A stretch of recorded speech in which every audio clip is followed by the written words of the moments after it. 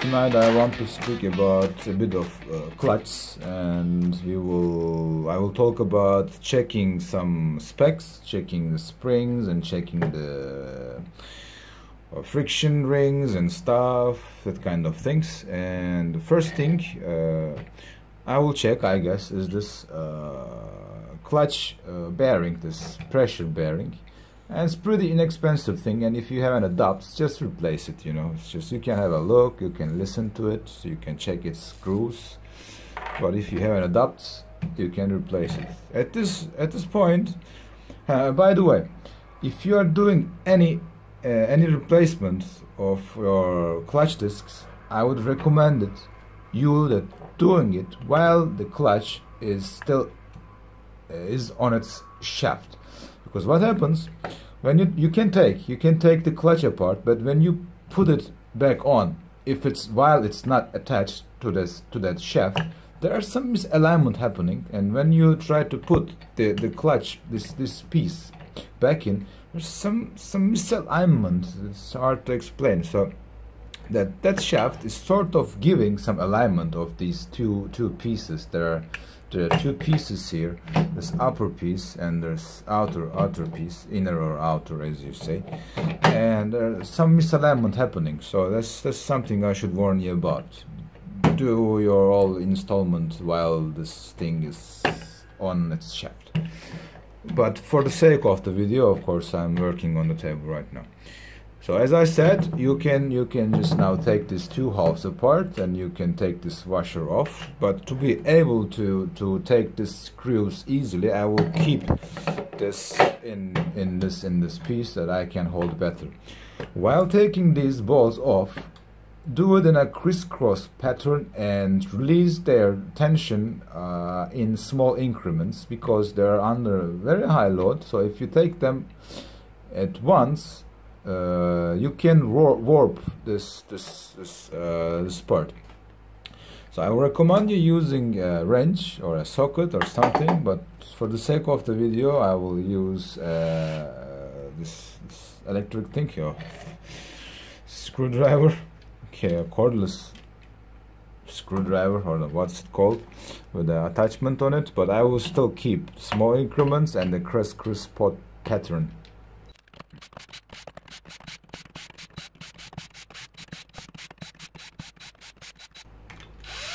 Yeah, it's done. It's boring, it takes time, but it's necessary, unfortunately. So now you can take these bolts off, and by hand, and you can put these two aside.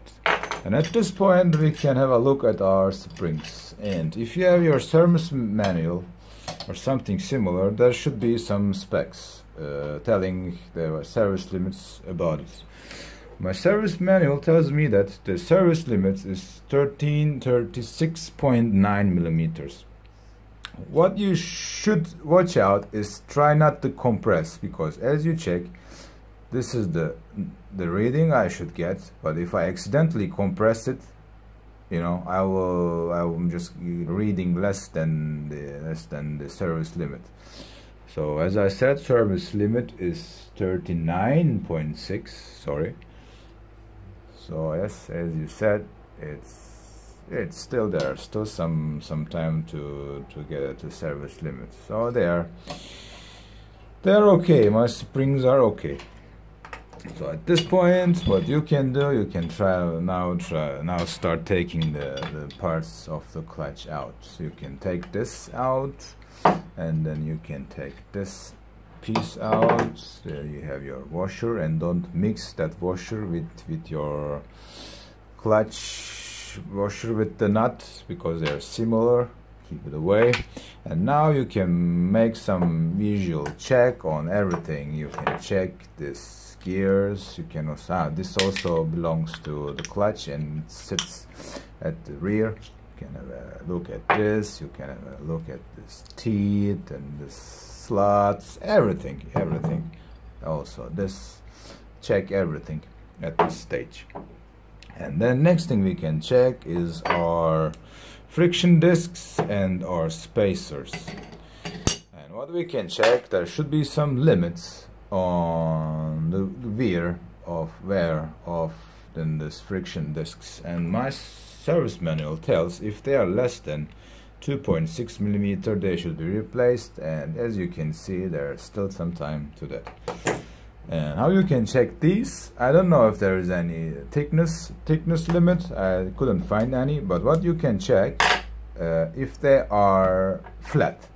So if they are warped or something, they should be replaced. And this is what you can check. Another thing that you should keep in mind, these two pieces have orientation. You can see, do you see this mark? The same mark is also at the rear, because we will use this, I will use this mark. And this piece has also two markings at each side. So we should use these markings when we put these back in together. So let's put this according to the mark, and as you see, they match, they mesh, go into each other. So let's try to put it in wrong way and see what happens. As you can see, they don't mesh. So this is why these dots are for. And at this point I am a bit different, because I will try to replace my friction discs, and most of the people I saw, they first install the discs here, then they install these parts. I do it in a different way, but as I said, if you want to install your friction discs, first put everything on the shaft. You put this part on the shaft, and you put this part on the shaft, and then you put your washer, and then you put this part on, and then you start stacking your discs. I do it in a different way. How I do it? I stack my discs first onto this part. I find it easier. So how do we start? First we take a friction disc, and then we take a spacer, and then we stack them accordingly. I will try to do it fast as possible, and then one friction, one spacer, one friction, one spacer, like that, and then we are done. And you remember our marking here, and we will match it with the marking on this disc, and luckily there are two, so we'll match them, and we will make a sandwich. At this point, what I do, I'll use my springs and this plate and my bolts, and I bolt them just with my fingers, finger tight, to keep everything just together. Yes, just to keep them together, just to keep these two halves together. And what I do, I align the friction plates, the bottom four I align, and the top one I put it in the middle. And then don't forget to put your washer here. It will recenter itself on the shaft, and then this lower four we will insert in this longer groove, and then we start inserting them one by one with hands, and it needs a bit fiddling, but you manage. It goes a bit out, yeah. And then the last one, the last friction plate, you place in this shallow groove, and you are done with your replacing. So at this point, if you worked on your table, don't tighten anything, really don't tighten anything, and place everything first on the shaft, including this part, and then tighten these. So my service manual, my manufacturer says that you should torque down with 12 Newton meters. But again, as we take them off, we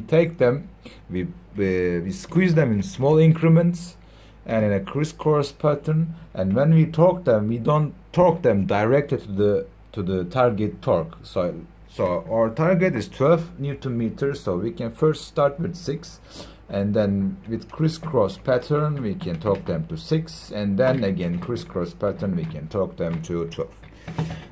This is how I check a clutch. This is how I replace friction discs. And if you have any questions, please ask, and subscribe to my channel. I will be happy, and thanks for watching.